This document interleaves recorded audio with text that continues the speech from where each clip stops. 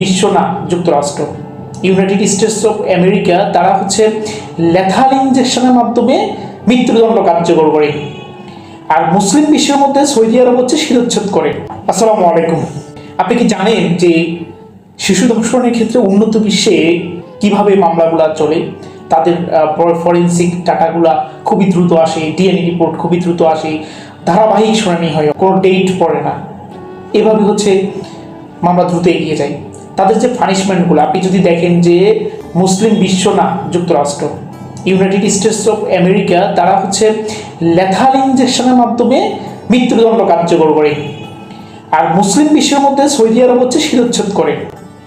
আর Bangladesh, Pakistan, Singapore, এই ধরনের কান্ট্রিগুলা এবং ইরান, ওরা হচ্ছে হ্যাঙ্গিংয়ের মাধ্যমে পাশেই এক্সিকিউট করে।